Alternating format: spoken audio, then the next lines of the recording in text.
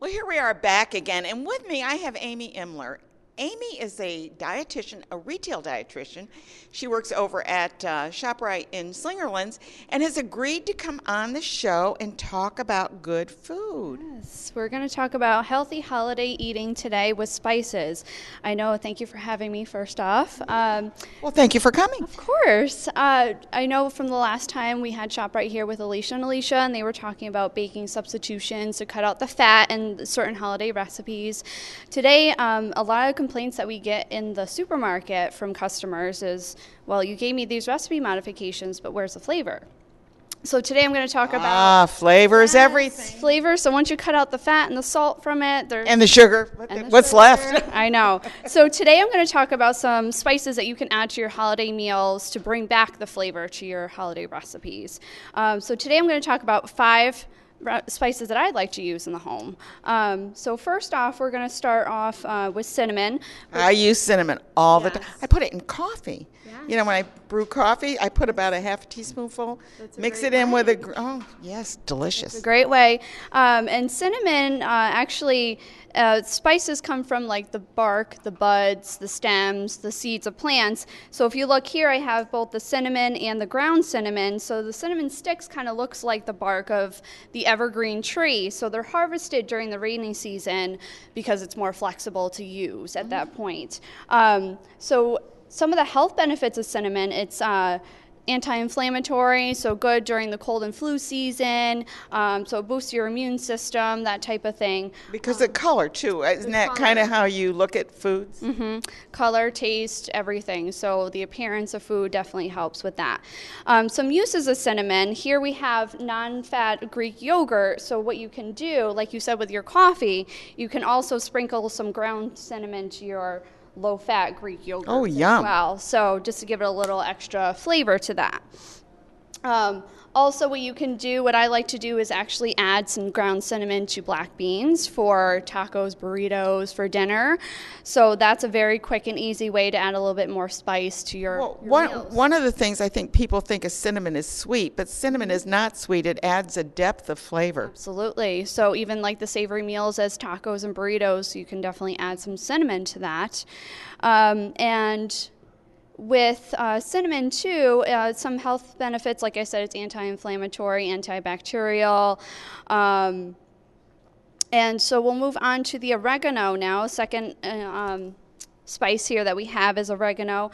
This is fresh. This is fresh oregano, which you can find right in your produce department. We have basil, rosemary, all of those. So if you don't want to buy the dried spices, you can buy the fresh, or you can grow your own garden. And they do taste a little different. Whether the dried is usually more intense. Mm-hmm. Absolutely. And that's a good point, too. What I was going to talk about was the fresh versus the dried. Say a recipe calls for fresh oregano, but you don't have it available. You only have the dried. So the ratio that you want to keep in mind for your recipes is 3 tablespoons of fresh.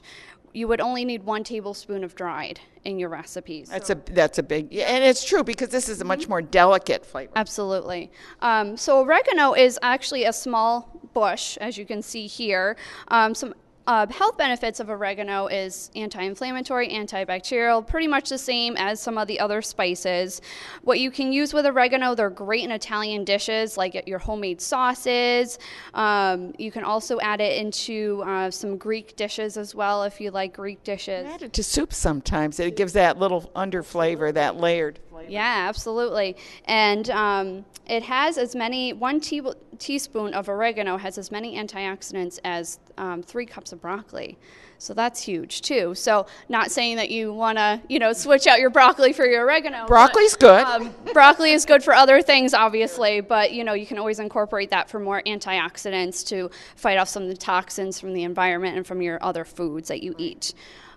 Moving on, this is our next one. Ginger. My favorite. Yes, I love this. This is the ginger root. Probably a lot of people have seen this in the supermarket and are like, well, what is that? I use it all the time. So a lot of times people are a little weary about something like this to see in the supermarket, but I also have ground that you can find in your spice aisle. All you have to do is break it off and peel it and Yes. slice it. And it's very easy if you use the back of a spoon just to peel off the skin, and you chop it up to mince it or whatever, add to whatever dips or holiday meals that you I add it to chicken soup all the time. That's a great idea. It's wonderful in chicken soup. Yeah. Try it. I will. There's so many things to try. So ginger is, again, antibacterial, anti-inflammatory, so fight off all the toxins. It does. It's good for Ginger ale. Ginger ale is a little iffy because some of the ginger Not ale enough in there. add some, real ginger. Others are just flavoring. So you got to be watchful of that. But that's a good point. A lot of people turn to ginger tea when they have an upset stomach. So it's good for your gut. It's good for during the cold and flu season.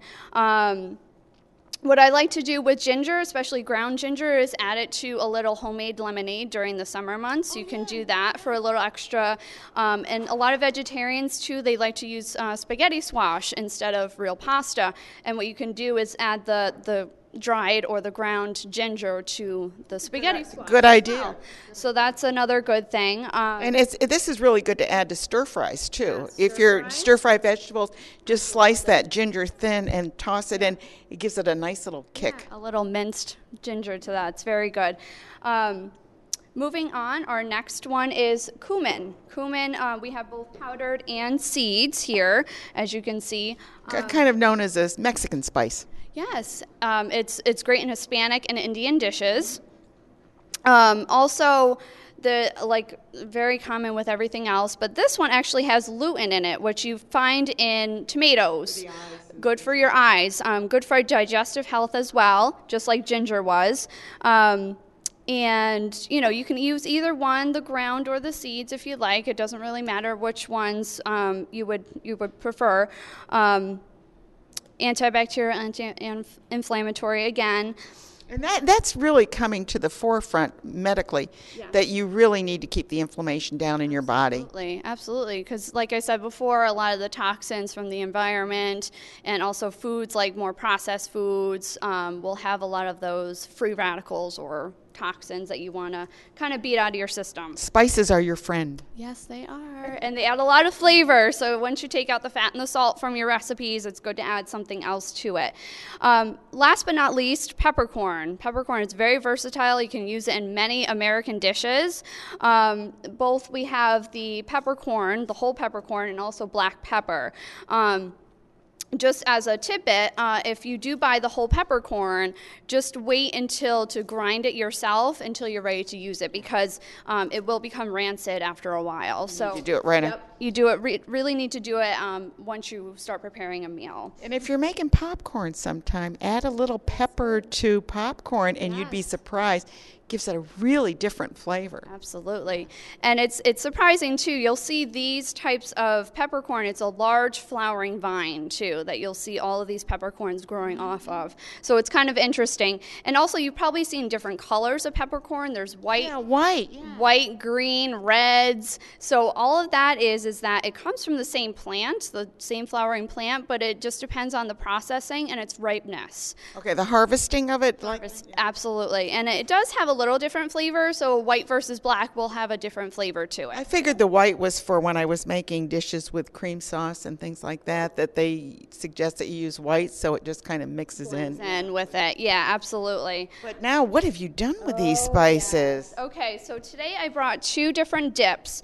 So over here we have a black bean dip, and I paired it with whole wheat pita chips that you can buy in the supermarket. But I also made different shapes of, I just took a whole wheat tortilla, cut it out with different shapes for the holidays, and then I used a freezer bag, and you can just pipe it. So if you don't have an actual piper at home, you can put the black bean spread in the piper.